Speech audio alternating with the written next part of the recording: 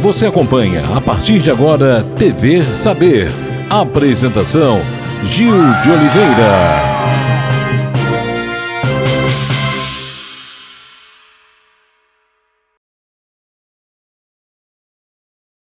Um forte abraço a você, telespectador amigo da TV Cidade, TV Saber no ar. Hoje temos o prazer de falar com uma das maiores referências do rally brasileiro. Um piloto cuja trajetória se confunde com a própria história do Rally dos Sertões e rallies off-roads do mundo. Com dezenas de participações, com títulos fantásticos, Jean Azevedo irá nos falar das suas conquistas feitas à base de disciplina, de determinação e de coragem. Um dos maiores ícones do Brasil, um orgulho nacional pelo rally, pelos rallies off-roads do mundo. Hoje iremos saber sobre a sua trajetória, seus desafios e seus aprendizados. Jean, seja muito bem-vindo, muito obrigado pela sua presença. Um prazer estar aqui e contar um pouco das histórias ao longo da carreira, né? Jean, como começou a sua história no início? Foi através do kart, com seu irmão mais velho? Bem, o início de tudo. Bom, o início foi, na verdade, meu pai sempre foi um grande aventureiro, nunca foi um competidor, mas sempre gostou da motocicleta, sempre se aventurou bastante. E aí nisso ele passou essa aventura para todos os filhos, né? E o André, que é meu irmão mais velho, ele é 15 anos mais velho que eu, então eu sempre, bem novinho, já via ele lá nas competições e tinha vontade de fazer isso. Aí o meu pai me deu a primeira moto, devia ter 5, 6 anos, então eu já andava muito lá no sítio, ficava andando bastante de moto.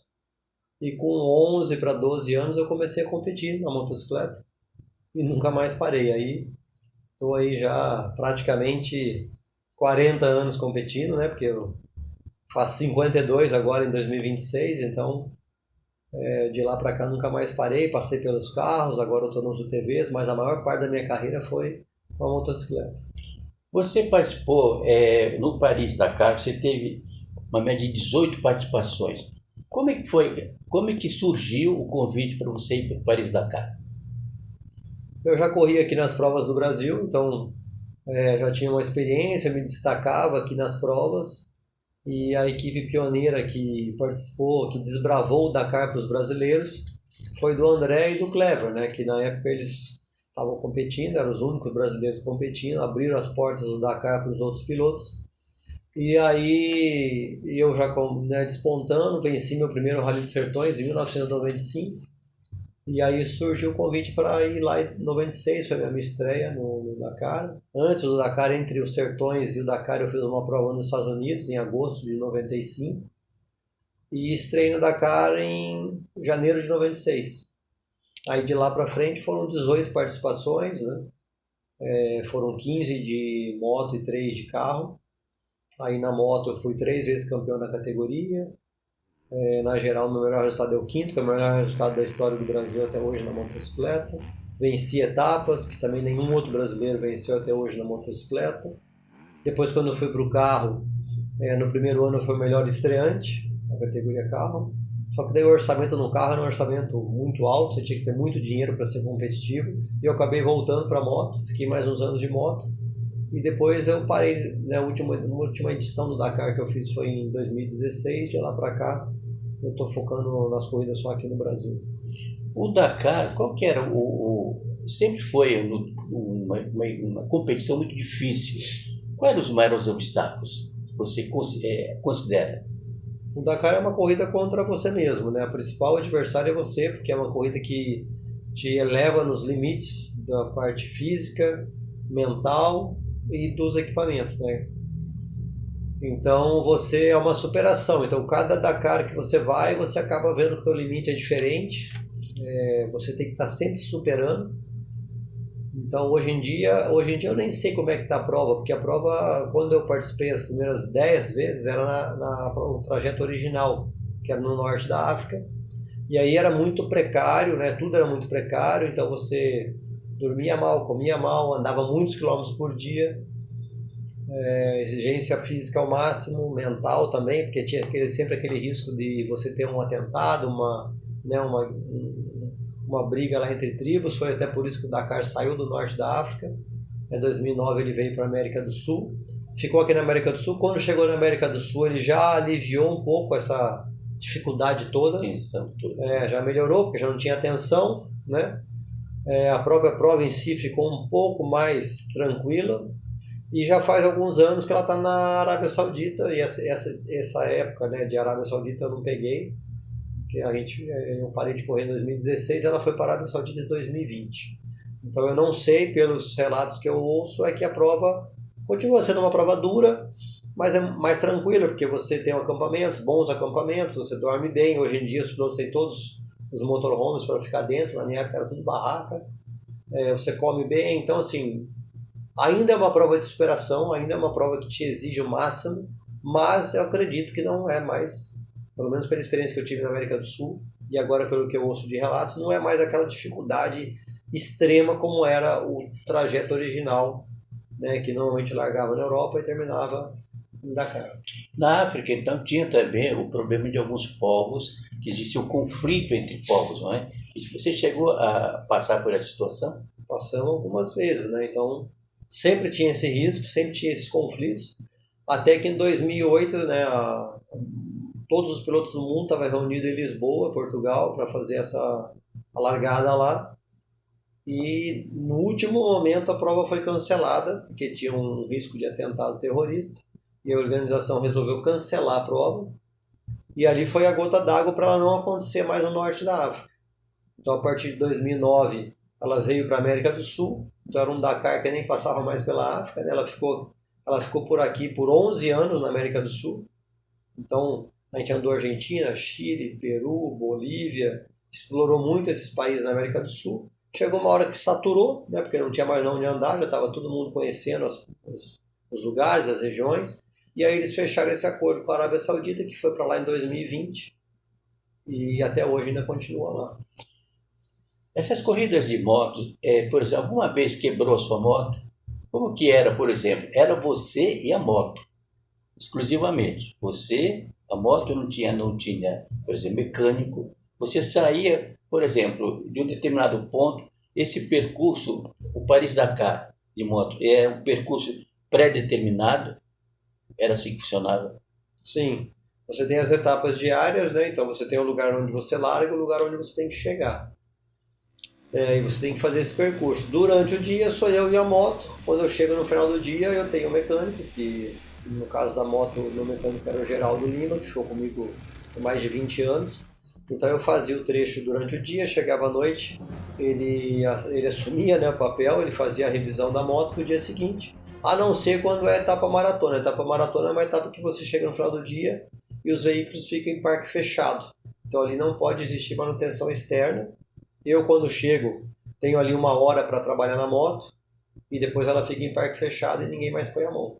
Então, exceto nessas etapas, que normalmente é 1 ou 2 por rally, né? As outras todas eu tinha no final do dia o Geraldo que fazia essa manutenção para o dia seguinte.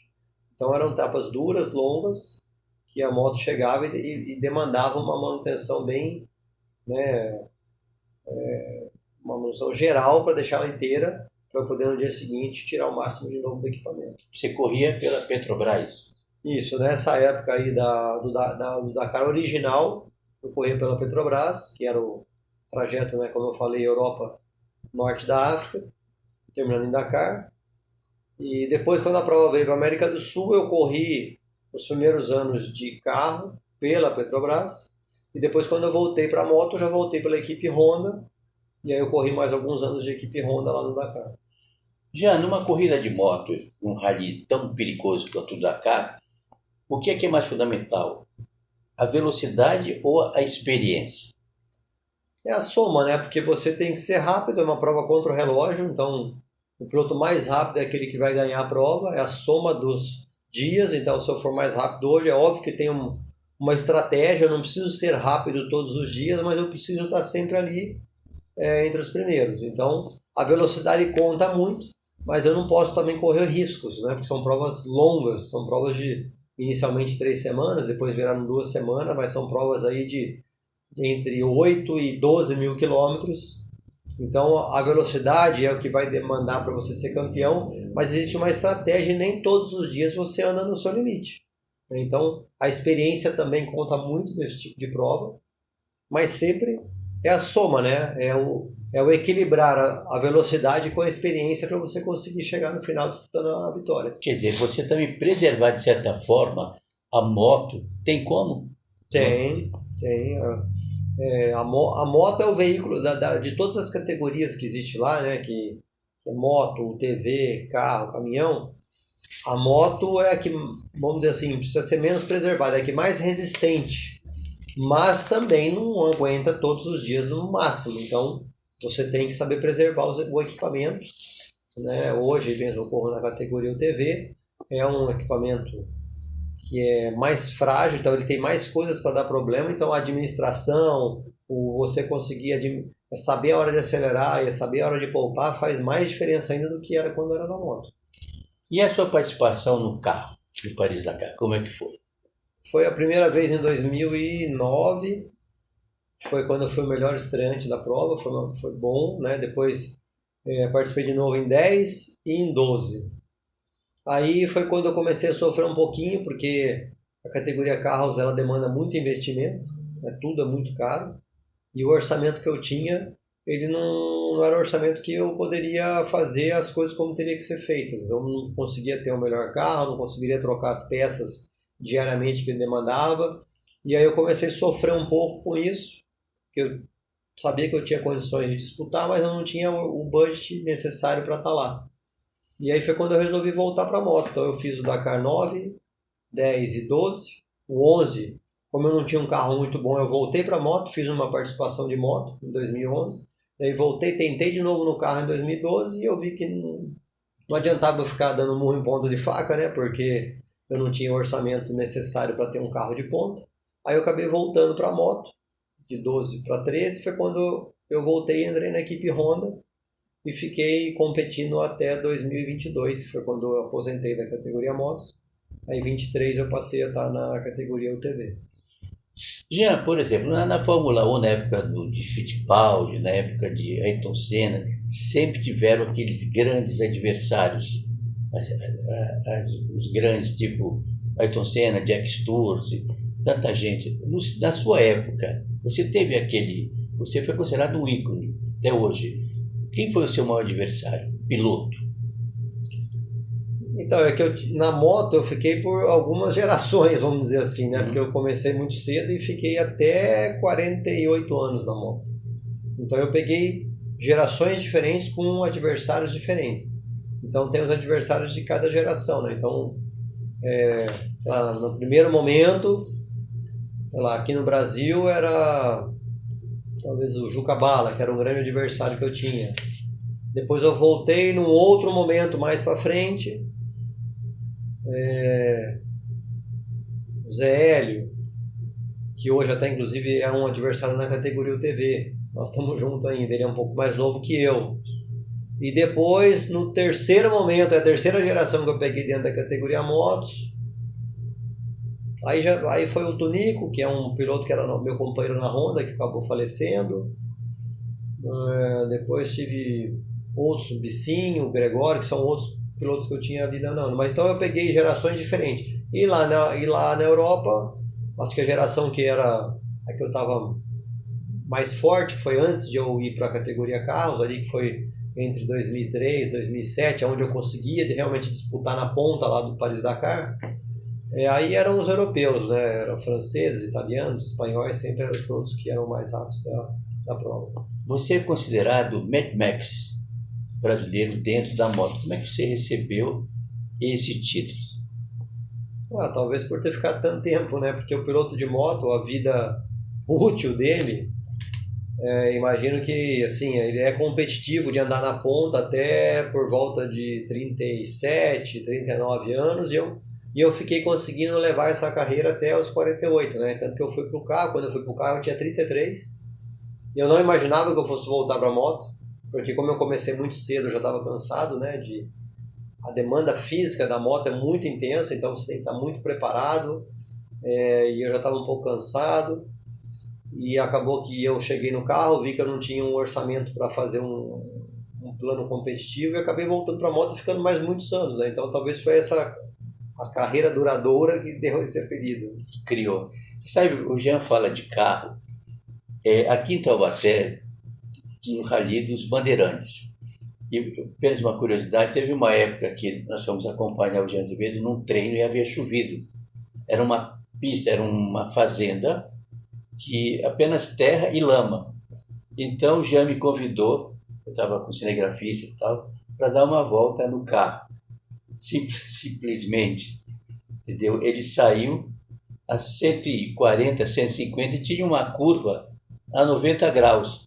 Eu segurando, eu pensei, ele vai frear. Olha, ele não freou, eu não sei como aquele carro não virou. Até hoje eu estou me segurando aqui. Mas ele ria, né? Até hoje eu estou me segurando com medo de capotar. Você lembra dessa situação, né? Foi aqui na pista, pertinho, né? Na pista. E o Rally dos Bandeirantes acabou? Não existe mais, já faz muito tempo. Já tá... Porque aquela época deve ter sido entre 2008, 2010, ali, 2011, né?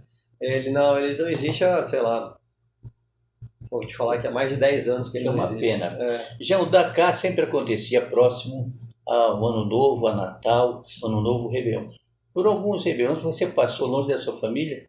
Alguns. Lá no Dakar? Como é que era essa situação? O Réveillon todos, né? Enquanto eu estava competindo no Natal, alguns, porque ele largava inicialmente ali no dia 25, 24 de dezembro, e aí depois ele passou a largar mais para frente. Hoje mesmo ele está largando 3 ou 5 de janeiro, mas o Réveillon nunca acertava. Eu, principalmente, já passei alguns Réveillon no meio do deserto já, né? Como a gente largava dia 24 às vezes, o Réveillon já tinha uma semana de prova.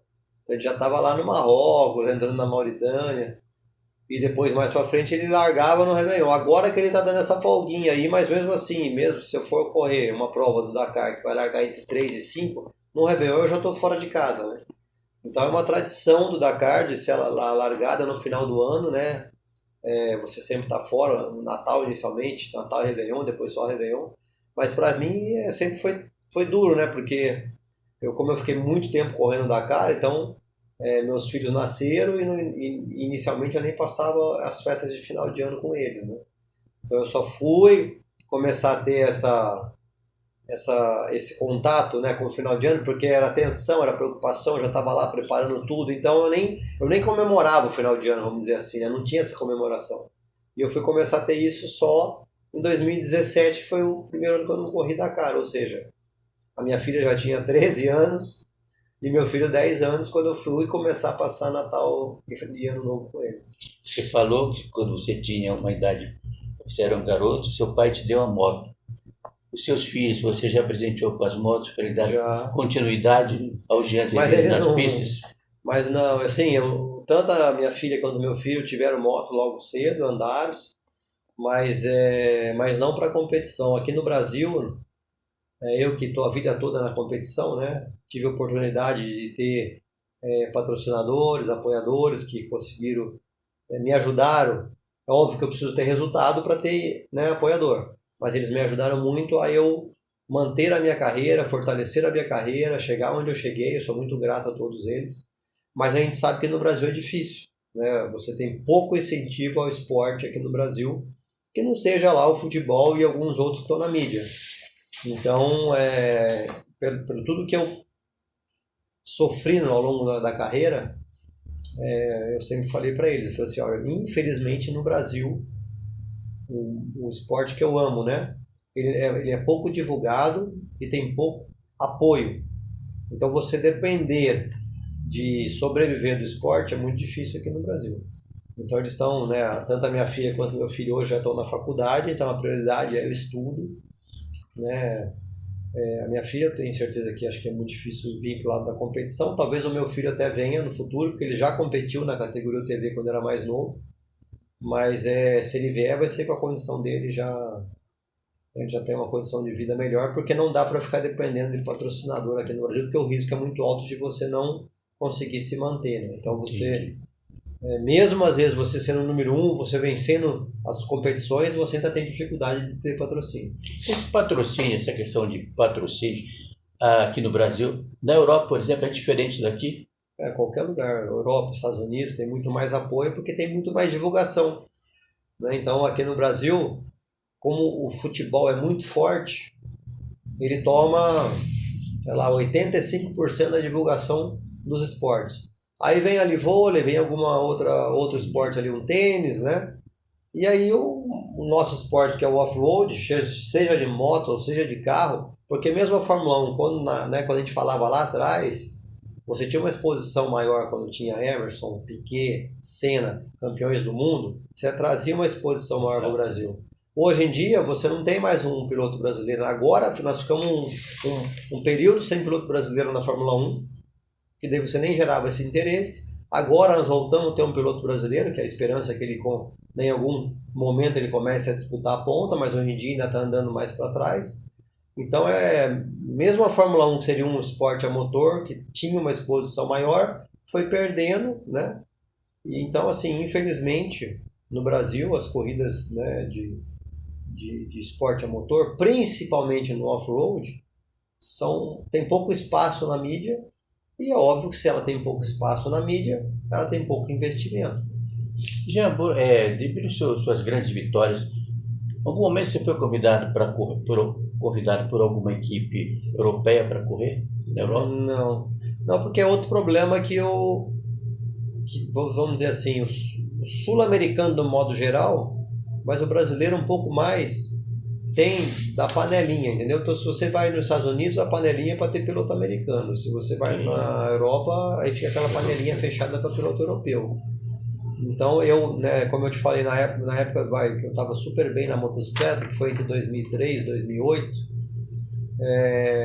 eu tinha resultados, eu ganhava dos pilotos europeus, eu era um piloto privado, ganhava dos pilotos de fábrica, das grandes equipes, e mesmo assim nunca surgiu um convite para estar lá. Já qual que é a principal diferença entre correr em uma moto de alta cilindrada e menor cilindrada? É a potência, peso, né? A gente, no passado, a cilindrada era livre lá no Paris-Dakar. Então a gente tinha motos de altas cilindradas. A consequência disso, eu tinha que carregar muito combustível, porque o consumo era maior, e a moto era pesada. Então eram motos de mais de 100 cavalos, com 50 litros de combustível e mais de 200 quilos. Isso aí se torna uma moto muito perigosa. Aí começou a acontecer vários acidentes, teve alguns pilotos que morreram, então eles fizeram um regulamento e limitaram a cilindrada em 450, isso a partir de 2012. Aí as motos ficaram mais leves, carrega menos combustível, só que também menos potentes. Então a dificuldade de você pilotar a moto ficou diferente, que é o que eu falo, na minha opinião. É óbvio que era uma questão de segurança, era uma questão para preservar a vida dos pilotos, mas na minha opinião nivelou por baixo, porque as motos grandes, eram poucos pilotos que conseguiam tirar tudo da moto. Quando nivelou as motos em 450, a maioria dos pilotos tiram tudo que a moto entrega. Então, hoje em dia, para um piloto andar lá entre os primeiros, ele tem que estar numa equipe de fábrica, senão ele não vai conseguir. Porque como a diferença, todo mundo tira 100% da moto, se o piloto tiver uma moto um pouquinho melhor, ele já vai fazer diferença na moto. Na época que eram as altas cilindradas, não. Como as motos eram muito potentes, mesmo as que não eram de fábrica, para o piloto conseguir tirar tudo que a moto entregava, era difícil. Então aquele que conseguia tirar um pouco a mais, mesmo numa moto não sendo de fábrica, ele já estava conseguindo disputar com os pilotos de fábrica. Essa é a grande diferença. Você sofreu algum acidente durante alguma prova? Não, alguns acidentes eu tive, sim, foram poucos. Se você pensar em tantos anos que eu fiquei competindo, né? Então é normal ter alguns acidentes, mas nenhum grave, graças a Deus. Eu tive uma carreira longa, que foram alguns acidentes, mas nenhum deles grave. Rally dos Sertões. O Jean é o maior vencedor dos Rally dos Sertões, o piloto nacional. Como é que você foi? Como é que foi o convite? Como você começou no Rally dos Sertões? Eu comecei a primeira participação em 94. Na época eu fui com uma moto que nem era tanto de corrida, mas era para aprender sobre a prova. Então eu fui com a cabeça de ganhar experiência, conhecer o evento, eu ainda era muito novo também. E aí deu certo porque em 95 eu já voltei e venci a prova pela primeira vez. E aí de lá para cá é uma história que fomos crescendo juntos, né? Então eu acompanhei os Sertões praticamente desde o início. Os Sertões é que me deu toda a base para eu conseguir depois ir correr lá fora e representar muito bem o Brasil.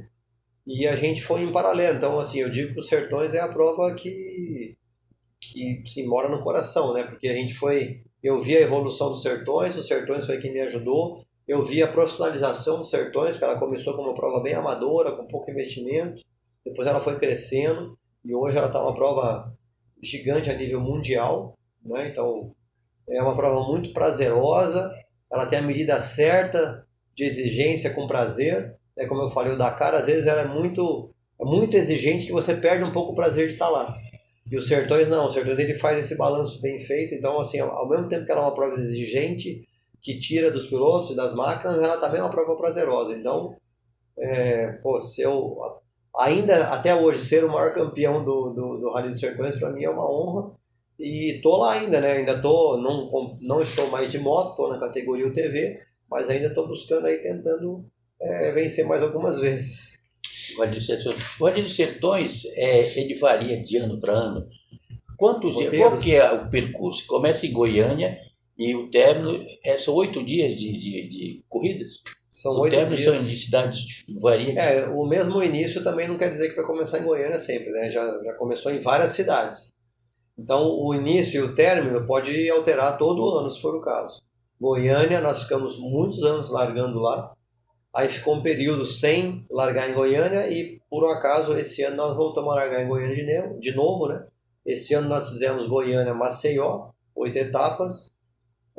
Mas não necessariamente o ano que vem vai ser igual novamente. Então, todo ano a organização está buscando lugares novos, trechos novos, né, tentando se reinventar, porque como os Sertões acontece desde 93, então acho que o ano que vem é a 34ª edição, se eu não me engano, dependendo dos lugares, os pilotos já passaram, né?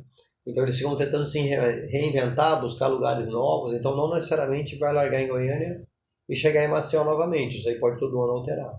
Você falou que o Rally dos Sertões é uma competição prazerosa, o que não acontecia no Dakar. O que quer dizer esse prazer? Prazer de pilotar, né? O Dakar é uma prova que você... hoje em dia ela não tem mais dias de acima de 500 km de contrarrelógio. Ainda tem dias de 800 de distância total. Mas na minha época, quando eu era na África, a gente tinha dias de 700, 800 contra-relógio ou até mais.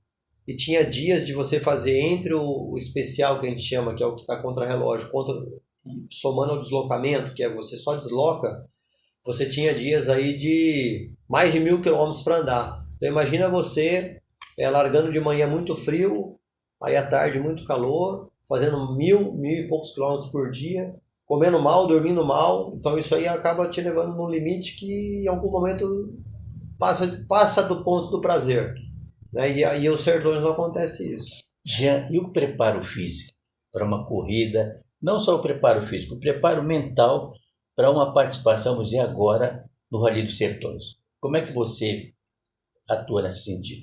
Bom, na categoria moto é a principal categoria em termos de desgaste, tanto físico como mental. Então você tem que estar muito preparado, você tem que ser um atleta mesmo, né? Então a vida do piloto de moto é treinar diariamente, não só em cima da moto, mas na parte física, porque se você não estiver fisicamente muito bem, a hora que você chegar na competição vai ser muito perigoso para você tomar um acidente. Então a parte de moto é extremamente difícil e desgastante você se manter bem fisicamente para estar apto a chegar nas competições e disputar as primeiras colocações. Nas outras categorias é óbvio que é importante você estar bem fisicamente, mas não é a mesma intensidade da moto. Então, no período que eu fiquei no carro, ou agora mesmo que eu estou no TV, eu mantenho a parte física, mas é muito, muito inferior do que era a necessidade de quando eu estava na categoria moto.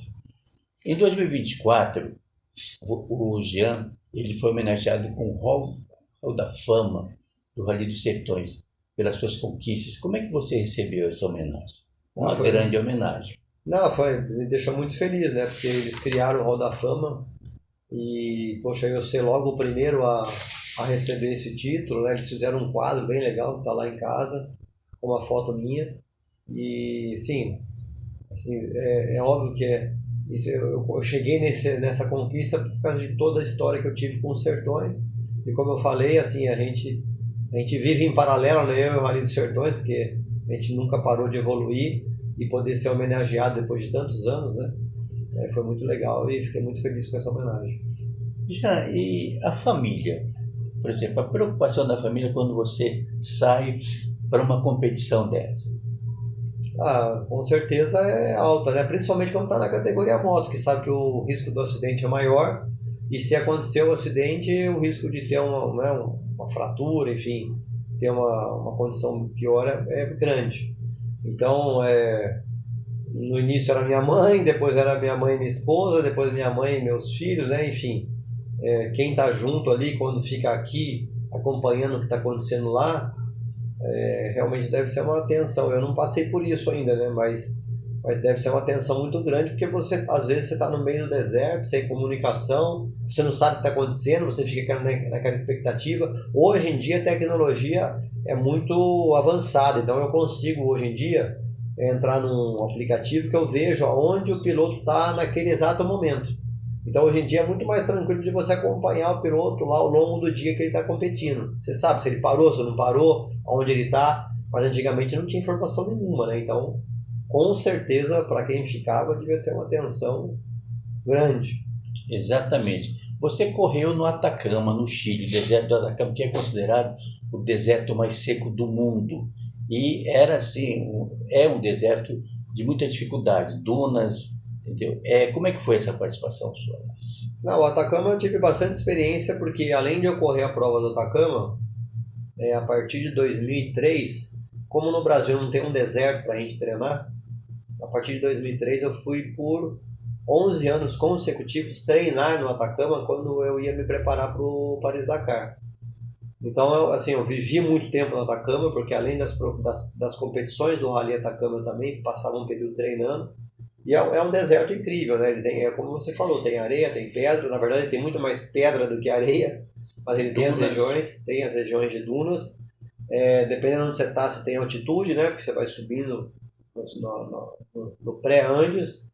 Mas é um lugar que é muito interessante para fazer o treinamento, pensando, no meu caso, que eu estava sempre me preparando para a principal prova do mundo, que era o Paris-Dakar, né?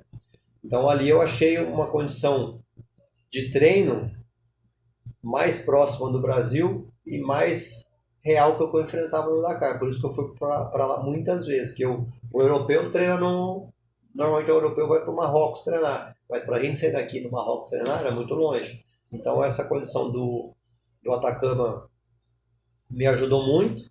E na época tinha um piloto que era chileno, que também fazia o Paris-Dakar, que era muito amigo meu, que era o Carlos de Gavardo. Então ele me ajudou a conhecer o deserto. E depois até que ele parou de competir, mas eu continuei lá treinando. Então foram vários anos de experiências muito boas no Atacama. O Jean, você ainda treina aqui em Caçapava, porque tem um ponto que você fez alguns treinamentos aqui de moto, não é isso? Tinha, né? Sim, aquele lugar do Bandeirantes ainda existe, ali aquela pista, mas ali já não vou mais tempo. Eu treinava muito aqui no Sadal, que é aquela fazenda que tem ali a pista de motocross aqui do lado do Rio Paraíba. Então, até 2022, ainda quando eu estava na moto, eu ainda treinava na região bastante, porque eu precisava estar quase todo dia em cima da moto. Então eu ficava aqui na região andando, né? Meu mecânico Geraldo Lima de Campos do Jordão também dava muito em Campos. Mas agora no UTV, os treinos são mais limitados, porque você não pode andar em qualquer lugar, você demanda menos treino. Então hoje em dia eu não estou tão na ativa dos treinos, mas até 22 sim, eu usava toda a região para estar treinando. Bem, Jean Azevedo no momento, você falou que você está na UTV, vocês vão ver a foto agora do carro UTV. Vamos falar sobre você, as suas competições atuais no UTV. A UTV foi um desafio novo, né? Porque na moto, aqui no Brasil, eu ganhei os títulos, ganhei os Sertões, ganhei o Brasileiro. Quando eu fui para o carro, eu também venci aqui no Brasil. Depois voltei para a moto, venci de novo. E o UTV é uma categoria que ela é mais nova, ela Ela começou acho que 2013, 2014. Então é uma categoria mais nova, que é muito interessante. E quando eu já estava querendo me aposentar das motos, que eu já estava, né, com uma idade avançada, não tinha mais como ser competitivo nas motos, eu coloquei esse desafio de ir para essa categoria nova e tentar ser competitivo nela, né, tentar ser campeão nela. Então esse ano agora, 2025, foi o terceiro ano. O UTV tem muitas particularidades, né? Eu que vim da moto, do carro, que é uma competição de você usar mais no limite o equipamento. No UTV, como ele veio do recreativo e foi virando competição, ele ainda não está sem... Hoje em dia já é os carros de corrida, mas ainda tem alguns pontos frágeis diferentes da moto e do carro.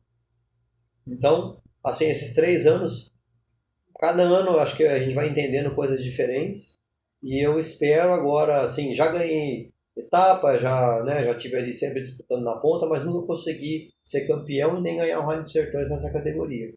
Então, a expectativa é que 2026, com esses 3 anos de bagagem, né, a gente consiga estar competitivo para tentar vencer os Sertões nessa categoria nova. Para que equipe você está correndo no TV? A equipe T+A, essa é o T+A Rally Team. E a gente tem a parceria com a Can-Am, que é um fabricante do TV, que é uma marca canadense. Então a gente somos em 4 pilotos na equipe, os 4 com a marca Can-Am. E a gente está trabalhando no desenvolvimento para 2026 a gente conseguir bons resultados para o time todo, né, para os 4 carros. Mas o TV você corre com o copiloto ou sozinho? O navegador. O navegador. O navegador é mais fácil, né? Porque na moto você tem que fazer as duas funções, né? Você tem que navegar e pilotar ao mesmo tempo. E quando você chega no carro, né, que eu tive a experiência, ou no TV, você tem o navegador navegando. Então você deixa de fazer aquela função, se preocupa só em pilotar. Acaba que, óbvio, fica mais tranquilo. Quer dizer, o navegador e o piloto tem que ser um casamento perfeito ali, não é isso? Tem que ser perfeito. Tem que ser o navegador, assim, quando a gente fala de resultados de carro, de TV, sempre fala do piloto, né? O piloto, mas o navegador ele deveria ser mais valorizado, inclusive, eu acho, porque o navegador é peça fundamental. Não adianta eu lá e ser o piloto rápido pra caramba, se o navegador não for bom para fazer a navegação como tem que ser feita, eu não vou conseguir vencer. Eu só consigo vencer se eu tiver um navegador muito bom do meu lado. E não é fácil, você teve a experiência de andar comigo. Imagina você andando naquela velocidade e ele olhando lá as informações que a organização passa, né, que é na roadbook, e ele tendo que falar para mim, vira à direita, vai ter um Y, pega da esquerda, e né, ele vai o tempo inteiro me falando qual o caminho que eu tenho que fazer, porque a gente não passa, não tem treino, não conhece, tudo novo. Então o papel do navegador é extremamente importante no resultado da dupla. Já quer dizer, você amanhã vai correr. Tem uma corrida de, vamos dizer, de 700 quilômetros. Você não sabe ainda o percurso. Só o navegador sabe? Nem o navegador. Então, ele vai saber na hora. No dia da corrida. Na hora da corrida. Ele vai começar a ver lá, que é aquela planilha, né, que a gente chama de roadbook. Lá a organização ela dá as informações. Então ela vai falando a hora que você tem que entrar numa bifurcação, a hora que tem um perigo, a hora que tem um salto. E aí ele vai lendo aquilo ali e vai me passando tudo. Nem eu nem ele conhecemos nada. A 200 metros uma curva direita. Isso. 100 metros uma curva para a esquerda. Isso. Então você tem que saber realmente a velocidade que você vai entrar, a redução. Exatamente. E nem eu nem ele nunca passamos naquela estrada. Então assim, é o que você falou, é entrosamento. Quanto mais entrosado você tiver, mais chance você vai ter de vencer. A UTV é Rally dos Sertões, começa de Goiânia até uma determinada cidade também? Todas as categorias fazem o mesmo trajeto. Então o Rally é igual para moto, para o carro, para o TV. Certo. Qual foi existe aquela grande vitória que você não esquece ou não? São todas? Cada uma tem uma particularidade, né? Você lembra sempre de todas. Então assim, é difícil eu falar assim, aquela vitória era a vitória. Não, porque teve as dificuldades diferentes, teve um momento diferente, né? Então, vitória é vitória, fica gravada para sempre. Qual vai ser a próxima corrida sua? Agora é só 2026, o calendário ainda não saiu, mas eu sei que a primeira etapa é no Rio Grande do Norte, chama Rally RN 1500, em abril. Então agora a gente está na preparação, no desenvolvimento, ajustando alguns detalhes. A gente tem agora período de final de ano que dá uma parada, mas janeiro volta. E o objetivo é chegar em abril nessa competição com tudo ajustado. E óbvio que a gente tem algumas provas ao longo do ano, mas a principal prova do ano é o Rally dos Sertões, que é em agosto de 2026. E a gente vai lá para tentar buscar o 8º título, no caso, né? Que eu já tenho 7 na moto. Né? Na UTV. Sempre de UTV. Agora é só UTV, moto ficou para trás. Quem são os outros 3 pilotos? Na minha equipe? É. Sou eu e o Dali, que é meu navegador. O Leandro e o Bicinho, que é o meu companheiro navegador dele. O Thiago e o Xiga, que é o navegador dele. O Thiago é o piloto. E o Júlio e o Bina, o Júlio é o piloto e o Bina é o navegador. Jean, o que é que você, além das pistas hoje, você também tem alunos com relação a motos? Gostaria que você falasse sobre isso. A escola eu tenho, assim, há muitos anos, inicialmente era uma escola para formar pilotos que queriam competir de moto, mas já há uns 14, 13 anos atrás eu parei um pouco com o lado competição e peguei mais o lado do aventureiro.